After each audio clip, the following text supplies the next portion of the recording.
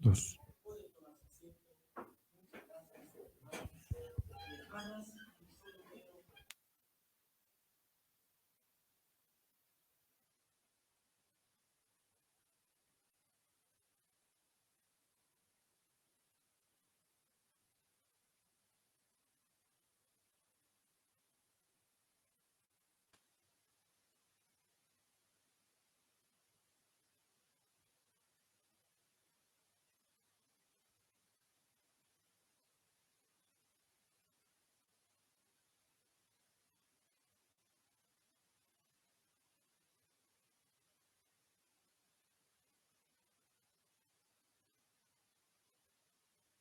Al final es lo que quiero resaltar. Por favor, miren ustedes conmigo del verso 36 que ustedes le vieron, del 36 al 43. Miren ustedes, por favor, el verso 41. El Hijo del Hombre enviará a sus ángeles y arrancarán de su reino a todos los que pecan y hacen pecar. Entonces la pregunta que tengo para ustedes es, ¿el reino de Dios vendrá o ya está? Porque acá dice que el día final, cuando Jesucristo regrese, enviará a sus ángeles para arrancar de su reino a todos los que pecan y hacen pecar. ¿El reino de Dios está o estará? Y esto es una cosa muy importante de tener en cuenta. A este tiempo, las personas, como nosotros, cristianos, creemos que en realidad el reino del maligno está imperando. Y es el reino del maligno el que gobierna toda la vida y el mundo. Y que nosotros somos una minoría pequeña que no tenemos mucha injerencia. Y la verdad es que tenemos que andar como escondidos en los templos o tenemos que estar batallando permanentemente para permanecer como reino de Dios y que esperamos que algún día el Señor vuelva para que realmente ahí los perdedores seamos ganadores y los ganadores en este momento sean los perdedores. ¿Cierto? Pero esta parábola dice que del día que el Señor Jesucristo puso su pie en la tierra y fue tentado, por ejemplo, 40 días en el desierto, el Señor rompió toda la administración de Satanás y aún más, si aún no había muerto, dice la Escritura que al morir Jesucristo puso bajo sus pies todo principado y potestad. Quiere decir que el reino que está establecido en este minuto es el reino de Dios, el reino de los cielos. Por eso es que Satanás no puede hacer todo lo que quiere hacer. Uno dice, vaya pastor, ¿qué más sería si no estuviera el reino de Dios? ¿Qué cosas haría? ¿Correcto? Mire usted, vamos a poner otro ejemplo. Le vamos a preguntar a las esposas. Esta parte siempre gusta porque vuelvo a hablar de los maridos. Y es una de las razones por las que a mí no me gustan los hombres, ¿no? Porque son así. A veces se enojan. Hermana, sucede, aunque sea una vez al año, sucede que su marido de repente como que se descompone, como que reacciona mal, como que dice palabras que no debería decir, como que de repente se frunce el ceño y usted dice, y qué bicho le pica. Claro, cuando va uno comenzando el matrimonio no conoce a la gente, pero cuando ya haya 10, 15, 20 años de casado, la esposa ¿qué dice? Sí, eso es lo que dices tú, pero no te estoy dando la palabra. Esposa. Estabas esperando este momento para decirlo, ¿no? Ya te conozco, mosco. Claro, efectivamente algo sucede que uno dice, bueno, ¿y qué le pasó a esta persona? es como que fuera desconocida. Pero luego esa persona, su marido, ¿verdad? Porque pasa eso, hermana, ¿o no? Algunas muy tímidamente dicen, sí, miran para el lado. ¿Sí o no pasa, hermano? Sí pasa. Pero muy pronto, por alguna razón, solo basta que usted diga, Señor, y este es un consejo que les doy, la Biblia dice, hermana, que Cristo es cabeza de su marido. Entonces, cuando su marido está medio desenfocado, desorientado, desorbitado, descolocado y todos los des que se le pueden ocurrir, ¿qué tiene que hacer usted? Hablar con la cabeza de ese hombre. No se preocupe de discutir con él. Y Cristo, que es la cabeza de ese varón, de una manera muy especial, porque su reino está aquí en la tierra, va a hacer ¿qué cosa? Lo va a tomar y lo va a disciplinar, lo va a orientar, lo va a encauzar, le va a poner una conciencia. ¿Por qué sabemos que el reino de Cristo está aquí entre nosotros? Porque por alguna razón nosotros volvemos en sí. ¿Se acuerdan del hijo pródigo?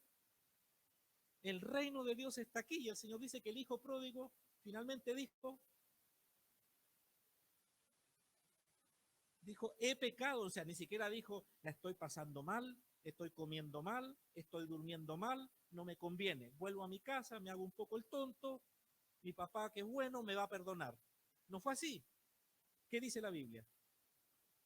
He pecado contra el cielo y contra ti, papá. Eso es el reino de Dios. En el reino de Satanás no hay arrepentimiento, no hay conciencia de pecado, ni hay búsqueda del perdón. Así es. De tal manera que nuestro Señor Jesucristo tiene total y absoluta razón, no habría por qué ponerlo en duda, pero la Biblia dice que llegará el día final, y escúcheme bien esto todo, el día en el momento en que Cristo regrese y Él enviará a sus ángeles para arrancar, usa la palabra porque está hablando del trigo y la mala hierba o cizaña, así dice la versión 60, para arrancar.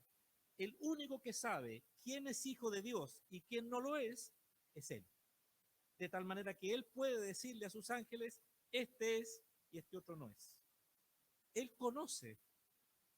Entonces, primera verdad de la parábola, estamos viviendo en el reino de Dios. El libro de Tesalonicenses dice que un día será quitado aquel que detiene las obras anticristianas.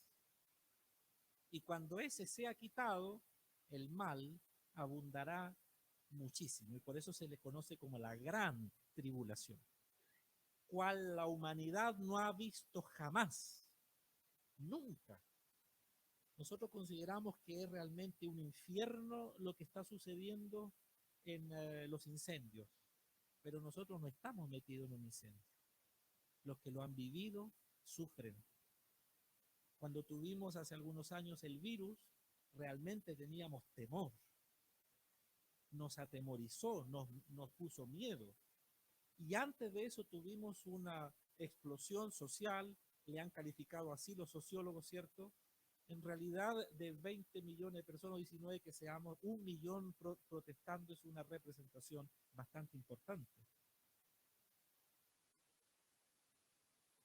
¿Y cómo vivíamos en ese tiempo? Los que vivieron eso, encerrados en sus casas, tenían temor. De tal manera que, imagínense la tribulación, si los que protestan encuentran injusticia y que los que no protestan sienten temor. Hoy día en la mañana, mientras oía las noticias, la escalada de crimen organizado en Chile ha crecido el 70%. Bueno, entonces, escuché un comentarista más que decía, algo tiene que cambiar en nuestro país porque todo lo arreglamos con fuego. Me llamó la atención y lo escuché con atención. Solo para mencionar, haciendo mención a la protesta social que hubo hace 4 años, se quemaron las estaciones, todos se arreglan con fuego. Y ahora pues ya están descubriendo que hay mucha intencionalidad. Fuego. Entonces algo tiene que cambiar. Algo tiene que cambiar. el reino de Dios un día será quitado, pero antes de ello dice la Biblia que el Señor enviará a sus ángeles para cosechar, para cosechar. Vamos a la segunda enseñanza, versos 38 y 39. Miren ustedes, el campo es el mundo, no hay duda, el campo para sembrar donde Dios está haciendo esto, pero aquí por favor quiero que presten atención a esta segunda cosa. La buena semilla representa a los hijos del reino. La mala hierba son los hijos del maligno. Y el enemigo que la siembra es el diablo. Y esto es complejo. Complejo, complejo. ¿Escuchó usted en alguna ocasión que se le aconsejaba a los cristianos que una vez que se convertían al cristianismo dejaran a los amigos? ¿Se apartaran de los malos amigos? Uno es amigo de sus amigos. Ayer estuve en un casamiento de un cristiano que está comenzando su vida cristiana. Y un amigo, muy buen amigo, amigo desde kinder, realmente reconoció que había pasado algo grande en la vida de este amigo, del novio. Realmente lo alabó, valoró lo que había cambiado en él. Pero al final le dijo una frasecita muy corta. Le dijo, pero amigo, una cervecita de vez en cuando no hace mal. ¿Qué le estaba queriendo decir este amigo? Cambia, sigue por el camino que vas, pero no cambies tanto. No te olvides que a este lado se pasa bien. Bueno, permítanme relatarle otra historia, y no soy de historias para los que me están escuchando por primera vez. Muchos años atrás, cuando establecimos los sistemas administrativos de nuestra iglesia, las cuentas bancarias y todo eso, para que la iglesia tenga orden, y no se caigan estos abusos que hay en otros lugares donde todo el dinero está concentrado en un par de personas. Y abrimos una cuenta corriente a nombre de la iglesia, la primera, para administrar las ofrendas. Y fui al banco. Y fui al banco porque cuando llegó el talonario de cheques, nosotros habíamos indicado cómo debía ser el nombre que se aparece arriba en los cheques y todo. Y decía entonces, Iglesia Alianza Cristiana, el nombre mío, Miguel Rivera y misionero. Así decía. Estaba mal impreso, obviamente. Y fui al banco. No lo voy a nombrar qué banco fue. Y pedí hablar con la ejecutiva que se nos asignó. Para mi sorpresa, y fue la primera vez, o una de las primeras veces que yo conocí a una persona así, sus ojos, sus palabras y su rostro eran totalmente diferentes, antagónicos. Puedo decir que casi rayaba en lo odioso. Yo le iba a presentar una petición de arreglar. Lo que ella me dijo, la verdad era incoherente. Pero lo que vi en sus ojos fue precisamente lo que la Biblia dice. Existen hijos del maligno sembrados por Satanás en el mundo. Ellos están detrás de aquellas cosas. Estas son las razones por las que los cristianos no pololeamos con gente no cristiana. Porque no sabemos. Voy a poner un contraste. El contraste, por ejemplo, en que el libro de Hebreos dice que tenemos que ser hospitalarios, ¿verdad? ¿Por qué razón hay que ser hospitalarios? Porque sin saberlo algunos hospedaron ángeles, como Abraham, que recibió los 2 visitantes que le vinieron a advertir sobre Sodoma y Gomorra. Aquí, hermanos, para entender esto hay que leer la Biblia. El que no la lee está perdido, pero síganme. Y llega a la casa, anote Sodoma, Gomorra, y lo empieza a buscar en el Google y ahí le va a dar los pasajes. Bueno, listo.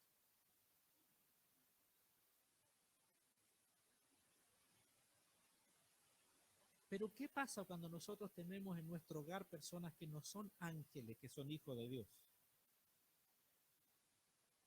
¿Y qué pasa si nos caemos en manos de personas que realmente son hijos del maligno?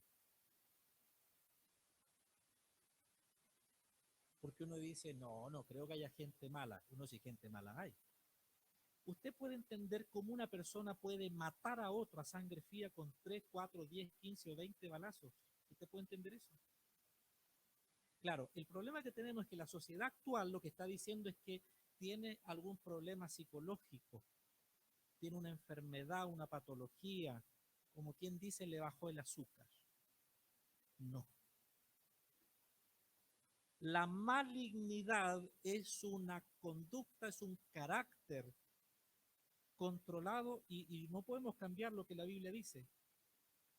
Estos no son la gente endemoniada, que también lamentablemente son víctimas del maligno.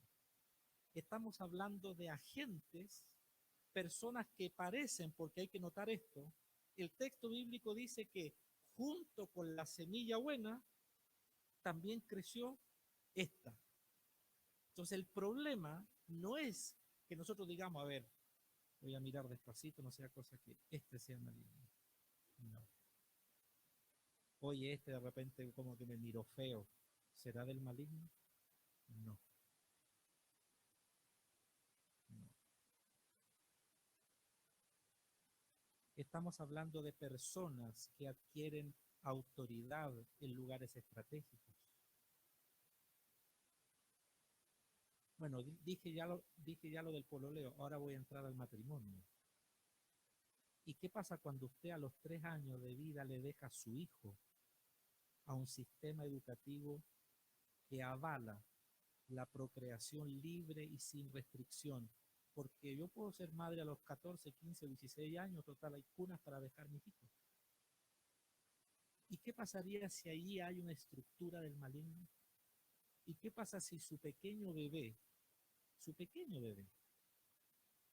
recibe la instrucción de uno de estos, que parece ser trigo, pero no lo es?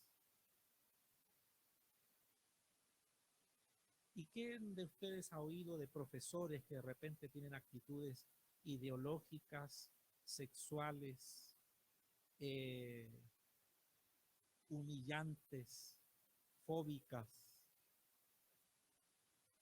Y uno dice, ¿y este profe qué le pasa? Que llega hablando cosas que nadie puede entender como coherentes. ¿Alguien ha tenido un profesor así? Piense, humilla a los demás, que lo trae. Yo tuve un profesor, era doctor, sigue haciendo clases, y entonces estábamos en el magíster y ahí lo habíamos tenido que pasar un proceso de evaluación. O sea, los que estábamos ahí no éramos tontos. Pero este profesor llegó, psiquiatra y no sé qué más, tenía una sola página, todos los títulos. Entró y dijo, bueno, estoy muy agradecido de haber sido invitado a este magíster. En segundo lugar, mi nombre es tal. Y en tercer lugar, ustedes pueden hacer todas las preguntas que quieran, pero a mí no me interesa ninguna, así que no la voy a contestar. Eso fue lo que dijo. Así entró.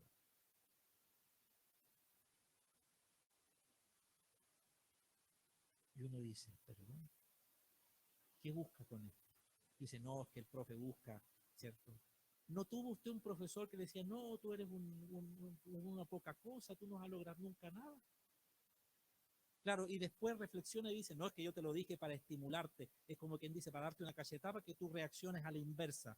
Por enojo conmigo, tu reacción es para bien. Pero lo que han estudiado pedagogía aquí, ¿eso realmente es válido? No. Entonces, ¿y qué hay de las amistades? ¿Qué hay de esas personas que se allegan a ti en los lugares destinados para que el reino del maligno se concentre y pueda tener cabida? Porque no en todo lugar el reino de los hijos del maligno pueden operar con libertad. ¿O no han tenido personas en su trabajo ustedes que de la nada le han tomado a ustedes una aversión, que los maltratan, los persiguen y los humillan? Y uno dice, bueno, debe andar en un mal día, pero 365 días. Un jefe, una colega, un subalterno, la persona que está, cualquiera. Hermanos, yo no puedo identificar ni menos decirle a ustedes, este es hijo del maligno. No, porque no se puede. Nosotros no estamos llamados. ¿Por qué razón? ¿Y por qué más? La parábola lo dice. Porque dijo el Señor a los segadores que él tenía, el dueño del campo, que serían los hermanos, los maduros, los líderes, los pastores, ¿cierto? Vaya y vamos y sacamos esto. No, le dijo el Señor. Porque si usted toma lo que conocen en la planta de la cizaña, hay muy poca diferencia entre la gavilla de trigo y la que no lo es. Hay muy poco. Solamente se diferencian cuando el grano madura, porque la cizaña no madura. Entonces el segador dijo, no, no, no, no, no, no, no. No le toca a ustedes decir este sí y este no, este es y este no es. Van a crecer juntos. Y esa es la tercera cosa que le quería explicar. Pero los hijos del maligno están distribuidos. Pongamos dos ejemplos más. Pedro recibió a Ananías y Zafira. Ellos estaban escondidos en medio del pueblo de Dios. Y querían también, como Bernabé y otros, poner dinero a los pies de los discípulos. Pero ellos, ¿qué hicieron? Una partecita nomás. Y lo demás lo dejaron. Y el Espíritu Santo le reveló a Pedro, ellos, en el libro de Hechos, le reveló a Pedro, capítulo 5, ¿verdad? Le reveló que ellos habían mentido al Espíritu. Hermanos y hermanas, padres y madres, ustedes tienen que poner atención en esto. Yo he escuchado a papás que dicen, yo prefiero que mi hijo jovencito, adolescente, joven, esté en la iglesia porque sé con quién está. Porque hay otros jovencitos que a las 11 de la noche están esperando a las 10, el último bus que pasa de Temuco para Pucón, están esperando, ¿cierto? Subirse a ese para pasar toda la noche allá y luego llegar en los buses de la mañana. Así funciona el mundo. Pero usted, padre y madre, con el discernimiento del Espíritu Santo, tiene que saber dónde los hijos del maligno están operando. Y ahí jugar todas las cartas del medio. Y aunque sus hijos no quisieran obedecerle, usted tiene que hacerlos obedecer. Pero usted tiene que discernir. Tiene que discernir. Entonces, el tercer asunto es que los segadores querían quitar el trigo, separarlo de la cizaña. Pero el Señor, por alguna razón, hermanos, sabía que el enemigo iba a sembrar una mala semilla. Esta es la paradoja de la parábola. ¿Por qué Jesucristo no lo impidió? ¿Por qué no impidió que la mala hierba creciera? ¿Por qué no lo hizo?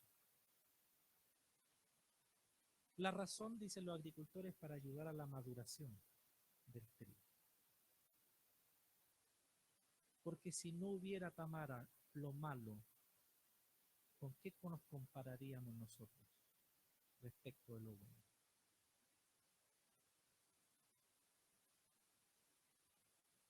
Entonces uno dice, ¿por qué el Señor mejor no terminó este asunto, estableció su reino y se acabó? Porque Él quiere que el trigo madure, porque llegará el día de la cosecha.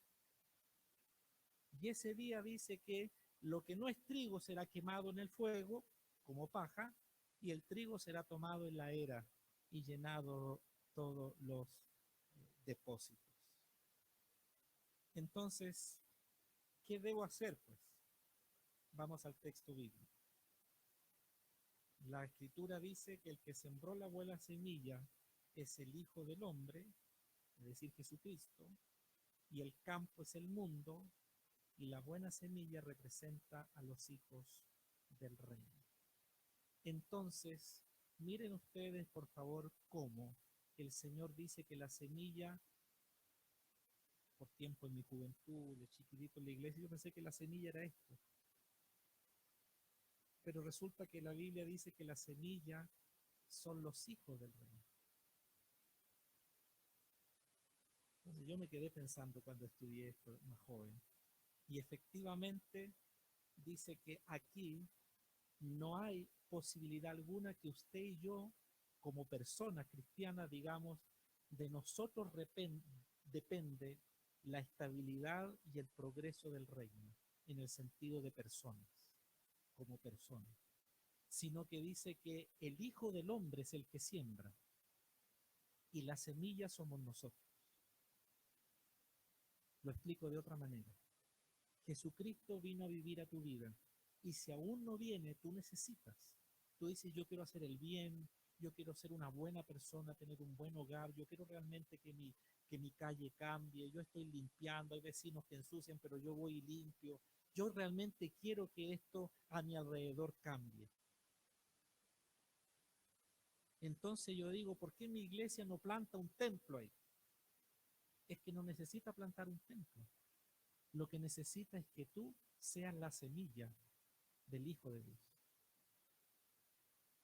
Y vamos a ver la última parábola, o dos más que quedan, pero hay una en donde dice que el reino de Dios es como una levadura en la masa. ¿Se ve? ¿Pero qué pasa con la masa? Pero no estamos diciendo, mira la levadura, y abrimos la masa. ¿Ves la levadura? No.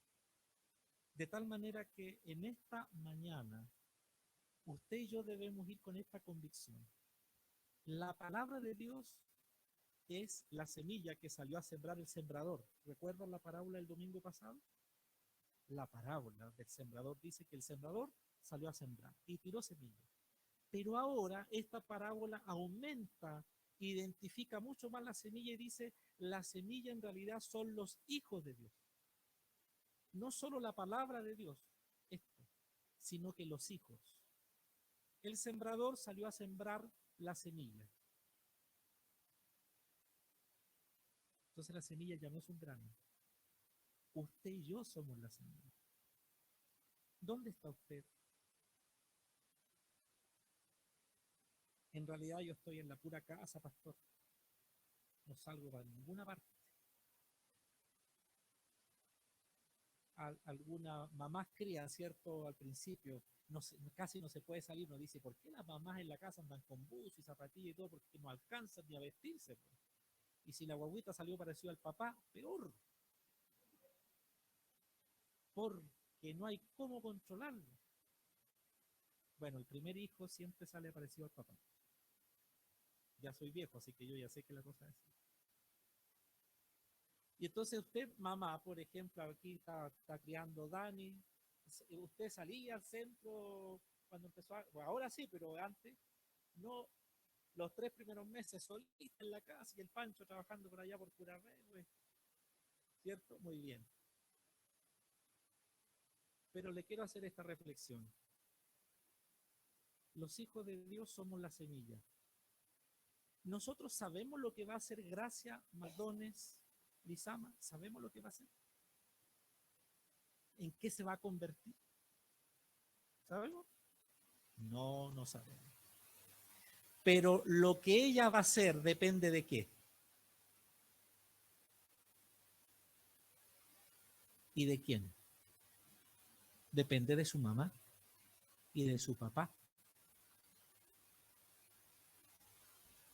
Entonces, si Daniela Lizama es la semilla del reino, ¿qué está haciendo ella?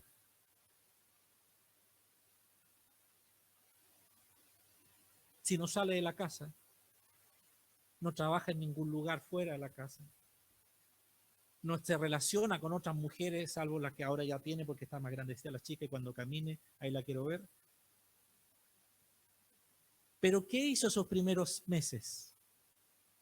¿Dejó de ser la semilla del reino de Dios? No. Pero el terreno donde ella sembró la semilla del Hijo de Dios fue en esa criatura que Dios le dio. Y el Espíritu Santo dijo, yo estoy con ustedes todos los días. Entonces, Daniela Lizama estaba sola en la casa. No estaba sola, estaba con el Espíritu y ella era la semilla del reino. Ella. Y cuando nosotros veamos crecer a Gracia y la veamos participar, crecer, madurar, y aunque va a tener que ir al colegio y juntarse con algunas cizañitas por ahí, y aunque tal vez va a tener que enfrentar las primeras cosas que va a conocer del mundo, groserías y otro tipo de cosas que va a enfrentar cuando salga de la casa, en ese momento la gavilla va a comenzar a dar madurez. Y un día el Señor la va a cosechar.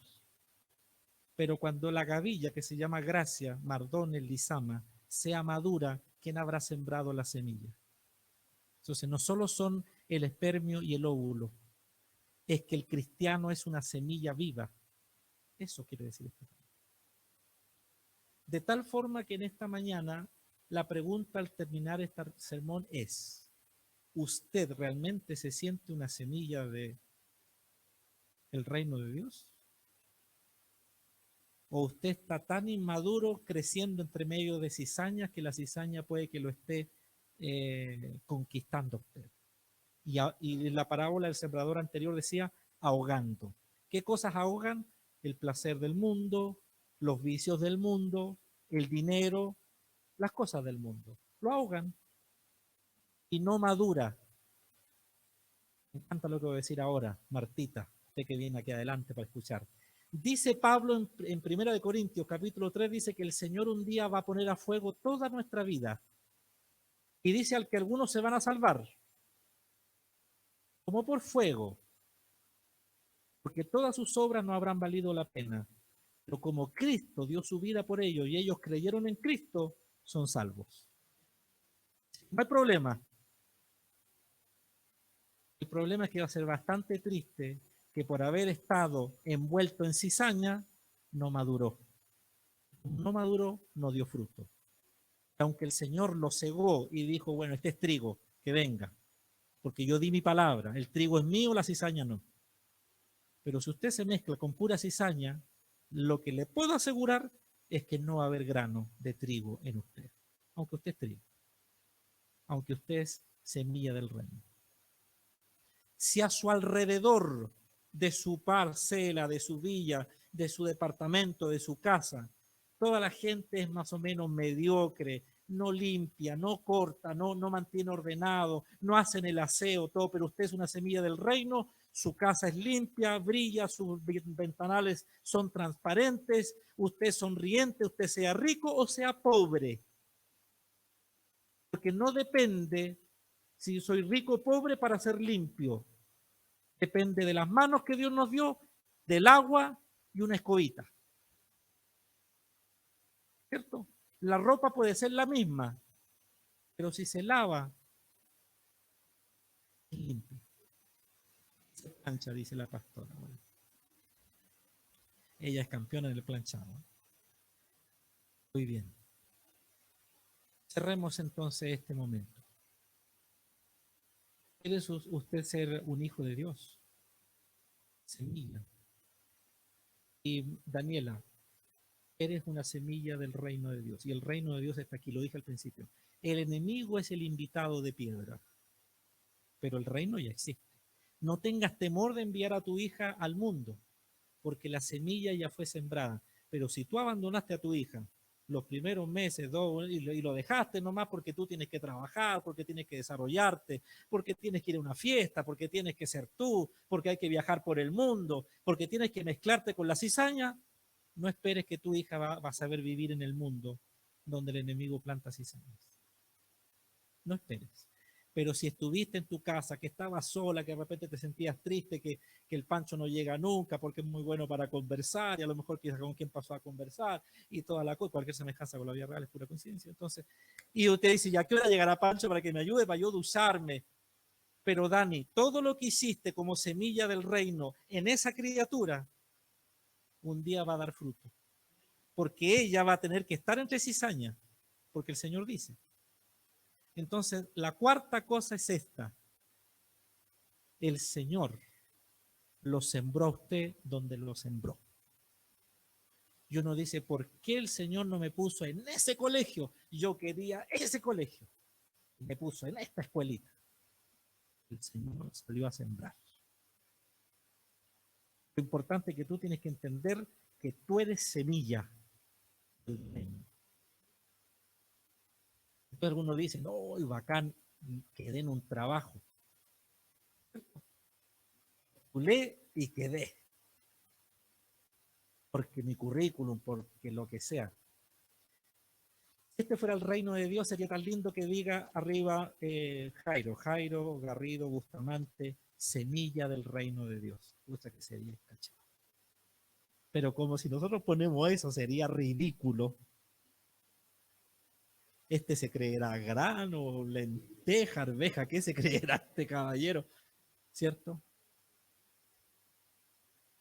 Pero los que somos un poquito mayores, sabemos que contratar a un cristiano era tenerlo el lunes después del 18 de septiembre trabajando.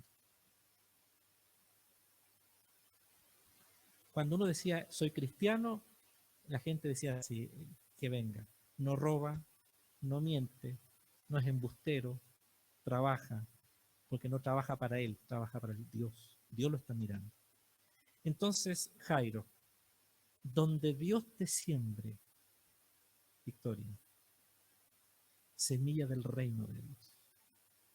Y uno puede decir, cierto, yo quiero ir a tal parte, yo quiero ser de este lugar, yo quiero estudiar en tal universidad, pero si Dios te planta en otra, eres del reino de Dios. Cizaña va a haber en todo lugar, así no te hagáis problema. En el lado que te plante cizaña hay. Pero la cizaña, ustedes son buenos para ver los detalles porque les gusta Netflix. Yo soy muy bueno para ver Netflix cuando tengo tiempo, porque voy viendo los detalles y descubro el malo antes. Y cuando son muy buenas las películas, no lo pillo nunca, pero de repente digo, tal. Dice la escritura que el Señor siembra primero y después el diablo siembra la cizaña. Ojo con eso.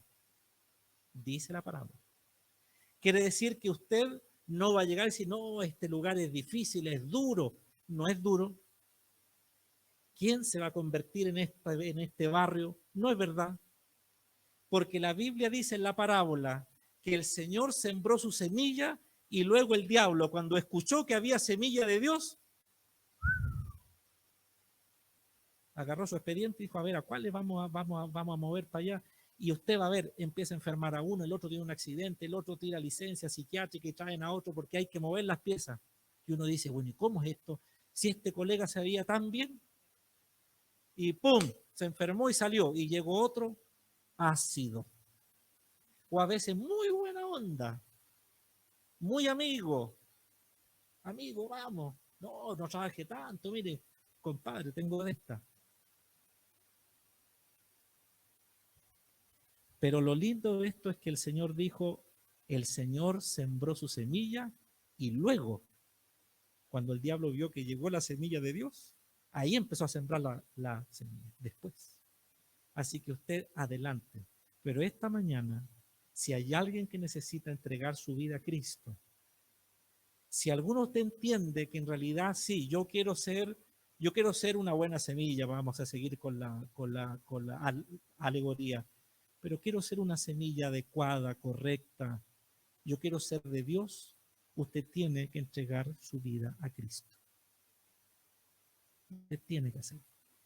Y es el momento que usted ore conmigo, por favor. Pero es una decisión que hay que tomar. Decisión. Así que vamos a orar en el nombre de Cristo. ¿Qué fue lo que usted entendió o debe entender? Que Cristo murió por usted en la cruz. Que Él vino para dar su vida por usted y transformarlo y hacerlo una nueva criatura. Que al morir en la cruz dio su vida por usted y pagó todo lo que era necesario pagar por causa de su pecado. Lo cuarto que usted tiene que creer, que Cristo murió por usted y morir usted a confiar en su propia fuerza para hacerlo. Y lo quinto, una vez que usted ha creído, usted tiene que recibir el Espíritu Santo, que dice la Escritura, es el que nos sella, el que nos da la fuerza para poder vivir la vida cristiana. Vamos a orar.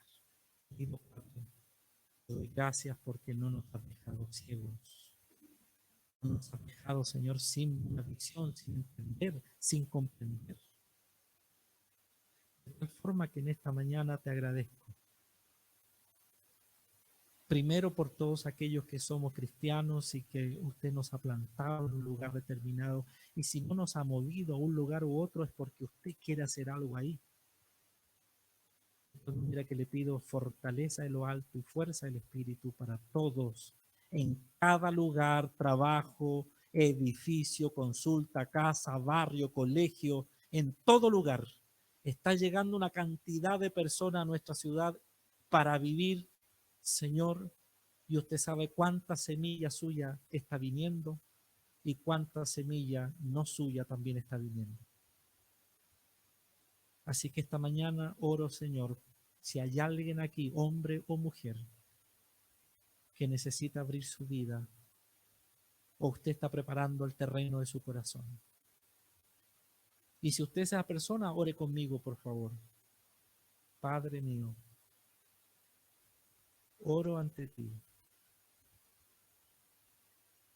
sabiendo que yo soy necesitado de ti. En el fondo, quiero ser una buena persona. Por eso esta mañana oro para pedirte que abras mi corazón para creer en ti.